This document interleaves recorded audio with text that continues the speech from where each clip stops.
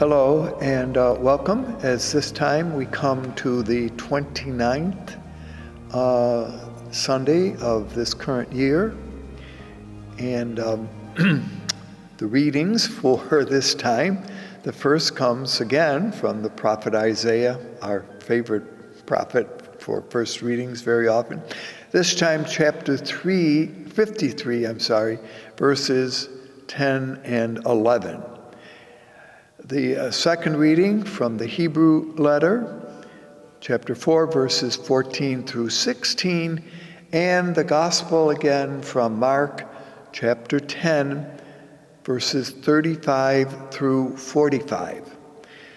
All right, I'm going to reflect a little bit on what the message is this time. As we saw last time, it ended with Jesus kind of discussing with his disciples what it meant to be his follower and how difficult it was for those who were wealthy to enter into the kingdom of heaven. Now, the verse that concluded last time, which would have been verse 32, or verse 31, would have been a saying that is attributed to Jesus by both Matthew, Mark, and Luke, but here is the way in which Mark would have given it. The first will be last, and the last will be first. Now, I mention this because in a certain way it sets up what is coming next. Following this statement is what we call the third and final prediction of Jesus' passion. You will remember we mentioned that as Jesus is making this journey to Jerusalem, he has already twice told his disciples that as they come to Jerusalem, things will not go so well. Now, this is the last and the most complete in a certain way. So here's what it says: that the Son of Man will be handed over to the chief priests and the scribes, and they will condemn him to death, and they will hand him over to the Gentiles, and they will mock him, and spit upon him, and scourge him, and kill him. And after 3 days he will rise. So, as one notices, this is very complete, very distinct, and in a certain way, as we listen to this, what we call prediction or indication of what's going to happen in Jerusalem, puts the responsibility for Jesus' death on the Gentiles, and specifically puts the responsibility on Pontius Pilate, although he is not mentioned here. But the responsibility for Jesus' death belongs to what they called the Gentile world.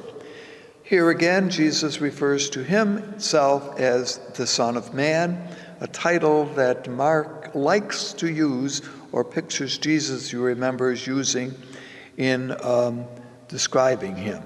So we will not be hearing that, but it is perhaps important to put that into context. And the reference is made here that the disciples don't ask Jesus any questions anymore about what this means. And the indication also in this section that's left out in Mark's story for our consideration, it's in Mark, is that they were following him, but were afraid.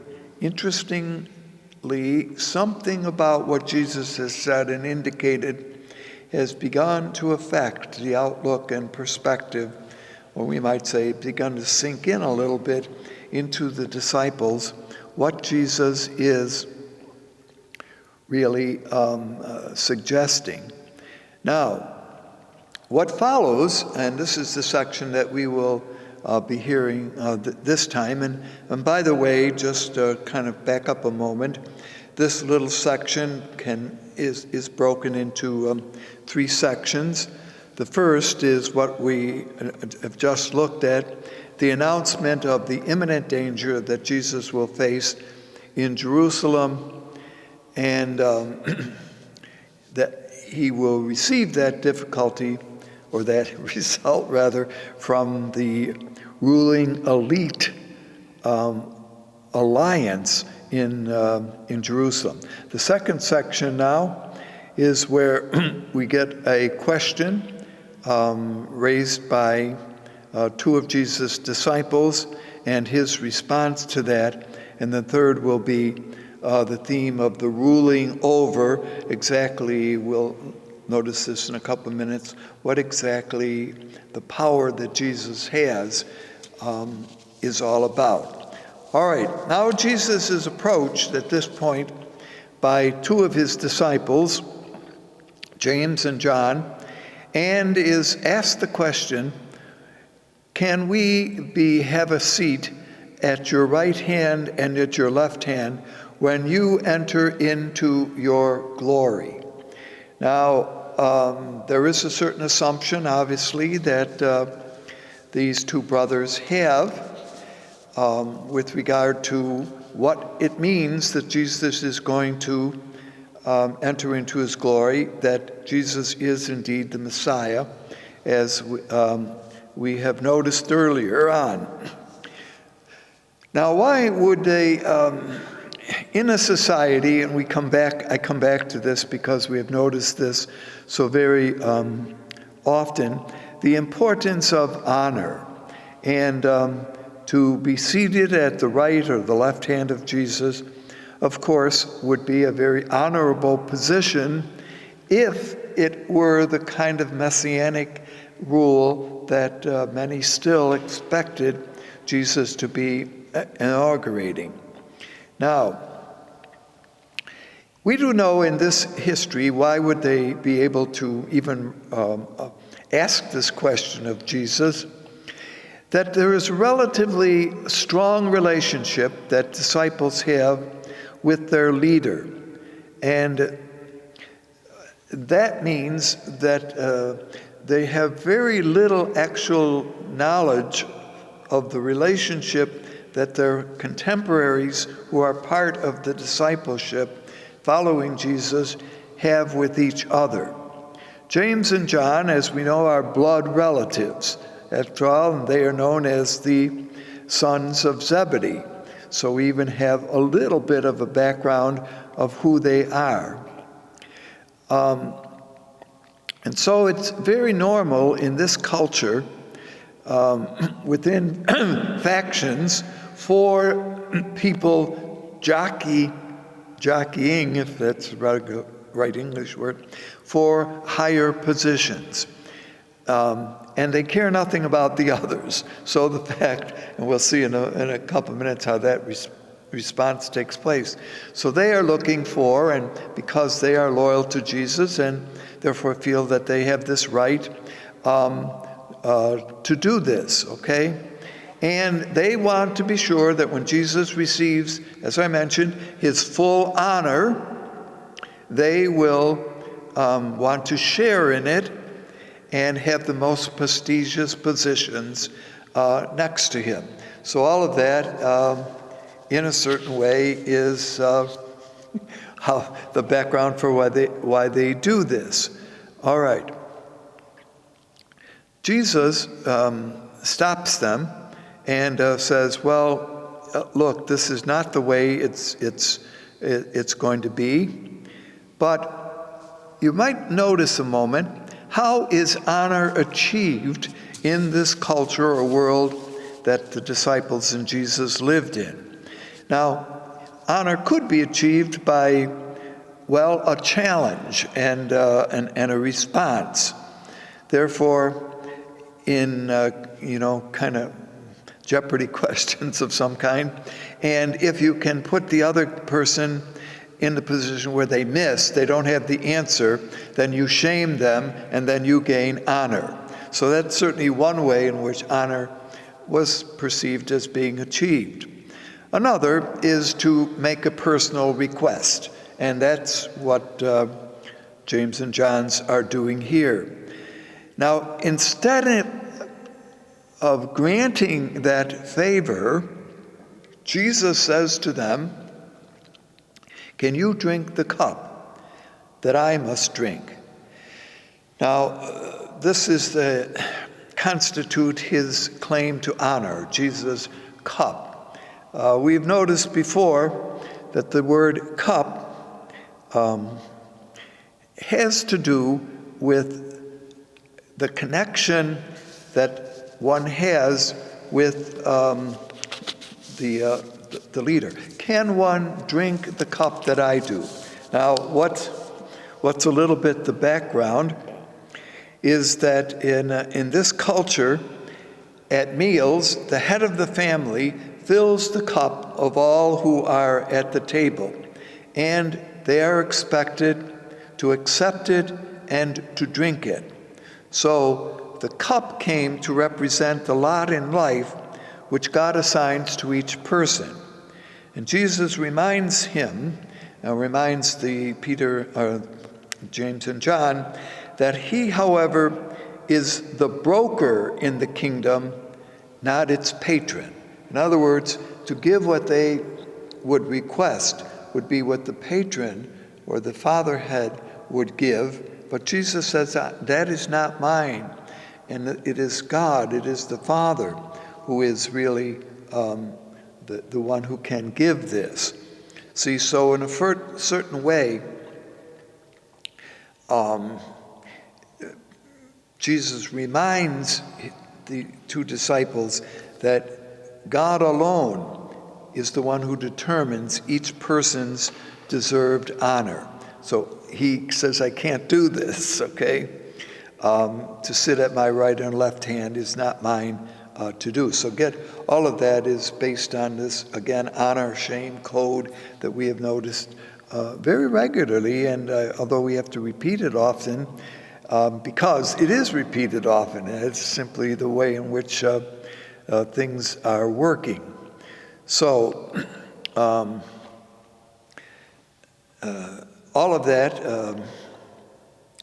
is the background here for this. Now, Jesus reflects a little here on life and proposes a different way of perceiving what the kingdom and what his role will be. The disciples, well, let's move on immediately to the response to the other 10, are disturbed. And going back to what I said a moment before, they are disturbed because these two have kind of moved forward with this request. As I say, we're not sure how much the other disciples in the entourage of Jesus knew about their own background. We're not given that information in the Gospels. We do know that Simon and Andrew were brothers and that they were the son of Jonah. And we do know that they were fisherpersons or fishermen, but we don't know, and that Peter had a mother, must have been married because he had a mother-in-law. But when you think about it, how much did each of the disciples know about one another? Because we're not exactly always sure as to how each of them were called or invited to follow in Jesus' way. Now, keep in mind, we're looking at the synoptic Matthew, Mark, and Luke tradition. John has his own, and we have noticed on other occasions that there's a little different way in which certain disciples of Jesus were called. We do know, and when we look a little bit at the background for developing this scene, that another community, namely the Qumran community, which is very often associated, you remember, with the Dead Sea Scrolls, and which is known as the community of the Essenes, that they had several rule books with members saying that if you were going to follow the leader, he would be of Jewish priestly lineage, and that he stood at the head of this new kind of movement. So again, we're back to the idea of status and honor. the disciples want to know what place they're going to have in the kingdom. And the response, and again, one assumes that they all still kind of think that this is going to be a kingdom achieved by Jesus gaining power over and therefore control or alleviation of the power of other situations of the time, namely the outsiders, namely the Romans, and that Jesus in some way would exercise power that would put them in their place, and he would arise, come up to a new position of honor, and therefore connected with honor would be power. However, and here again, Jesus reminds his disciples that that's not the way it is going to be.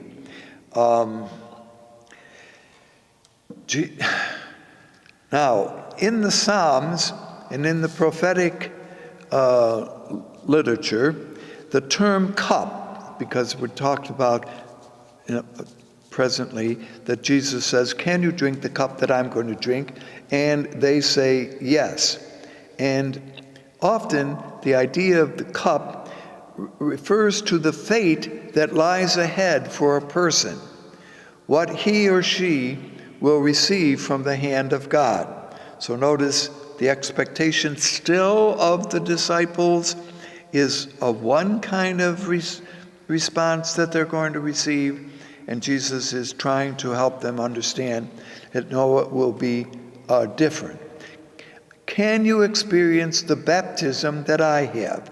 Now, baptism here is perhaps more a metaphor in which they are what he will be undergoing, the trials and dangers that are depicted as, passing through the storminess of and tribulation,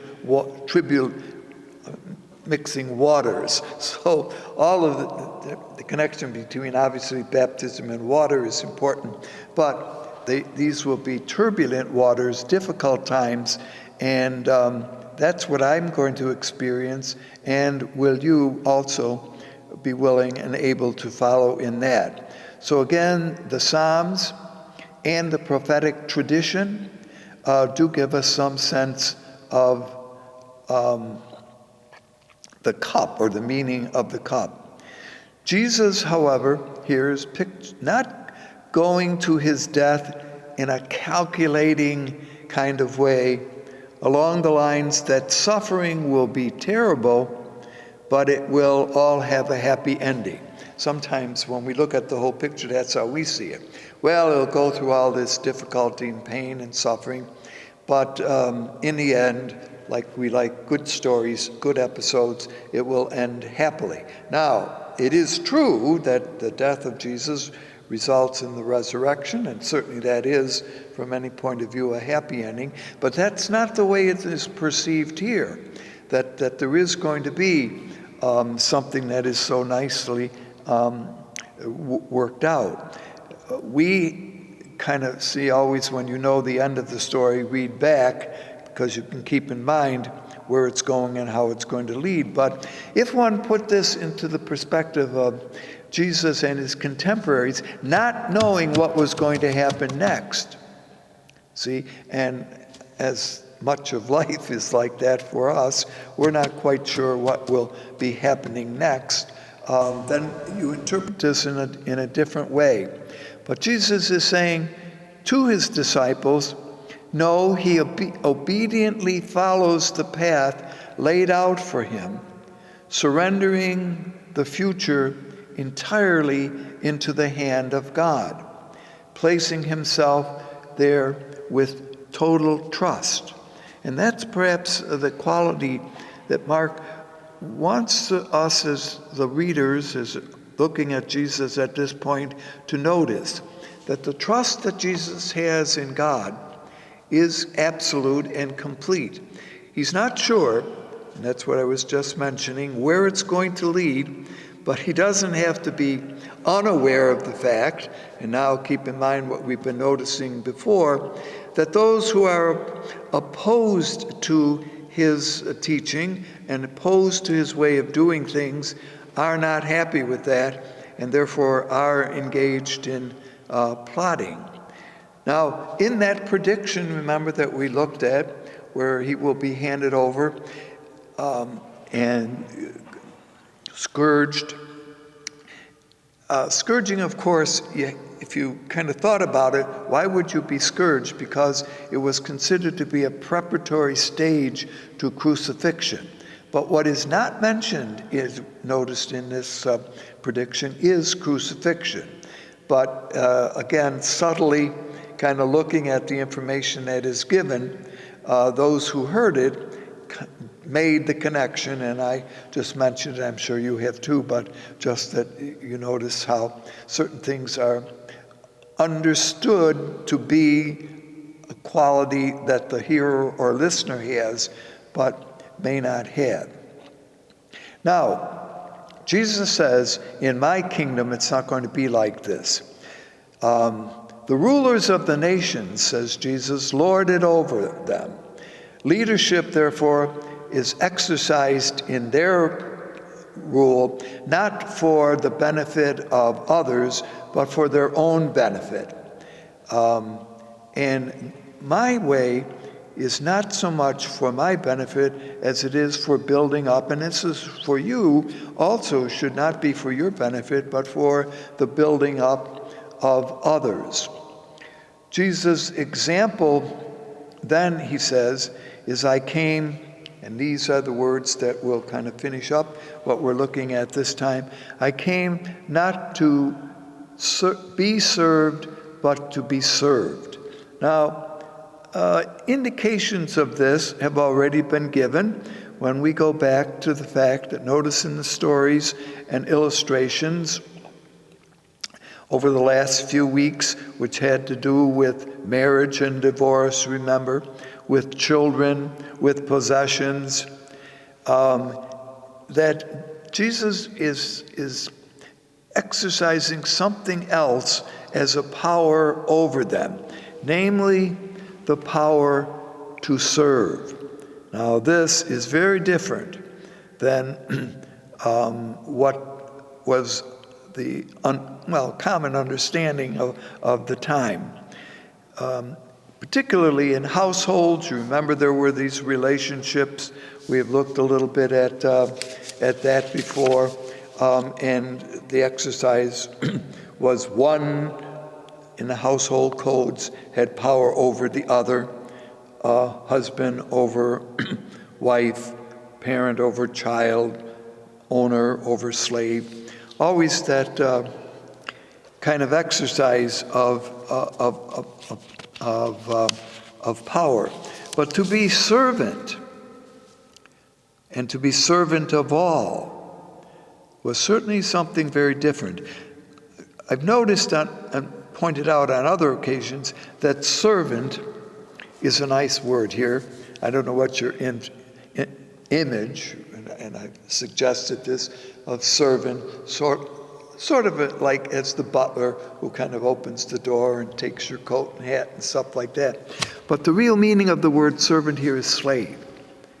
And so that is one who has no rights and who really, in the totem pole, if you want, of social standing, is pretty close to the bottom. And again, perhaps that is noticed.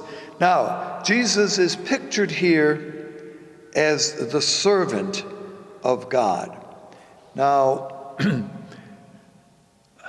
who is the servant? And I think on other occasions we have mentioned this. Viewpoints differed in the first century world, particularly among the Jewish community. Servant could be an individual, a new king of Judah, the high priest, the leadership of the prophets, or a prophetic school. could be an individual and therefore would be the servant. Or it could have a collective meaning. In other words, the servant could be Israel itself, or it could be a group within Israel. So we're not sure exactly how the understanding of servant was understood by the disciples. All right, so Jesus concludes this by saying that it came as a ransom for the many. Now, you're pretty sure, I'm pretty sure that you're understanding what a ransom is. That is, someone is taken prisoner or held hostage, and we've seen enough indications, and this would have been true in the first century world as it is today, that therefore a request or a threat is to be made, give so much money, and the person or the thing that is being held by the one who has taken it will be given back. So the ransom is something used to win back or to gain back that which has been lost. So the price to be paid here is to liberate people from some kind of bondage. And that seems to be when Jesus says, I am the ransom for many.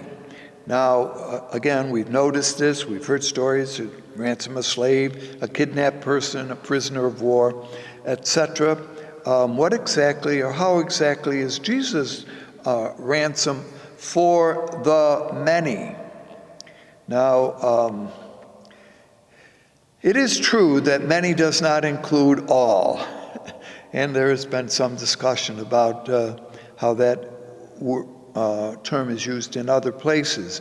But here, for many, echoes the line found in Isaiah 52 through 51 through 52, which is exactly the little saying that one hears in the first reading this time. So that's the connection between this little selection from Isaiah and here, in this sense. A ransom for those, well, and Christian interpretation is what now takes over here as we bring to a kind of conclusion today this discussion.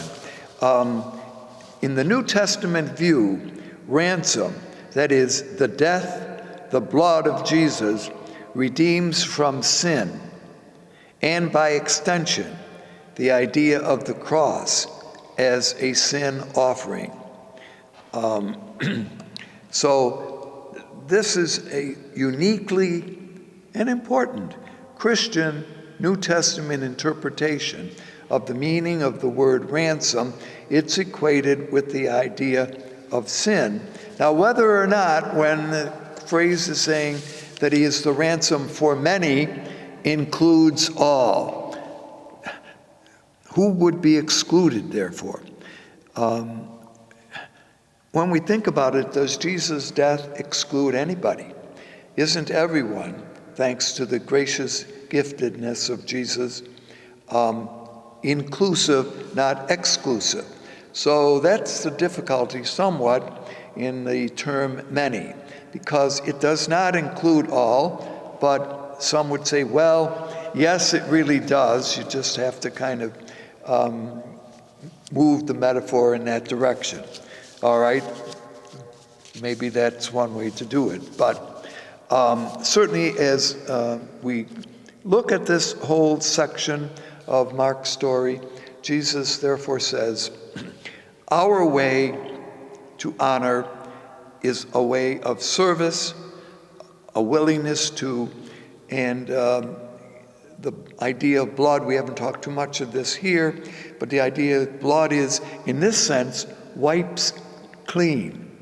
So when we say that Jesus is a death for the remission of sin, the removal of sin, it's an interesting analogy, isn't it? That blood is the purifying or cleansing means by which sin is eliminated. Well, let's keep in mind the importance of Jesus as certainly the Messiah, who is inviting a different source of power, namely a power that is exercised by concern for and respect of others. Therefore, in this scenario, all are equal, and that, of course, is a common message that Jesus is hoping his disciples will pick up. Thank you for being with us, and hope to see you again.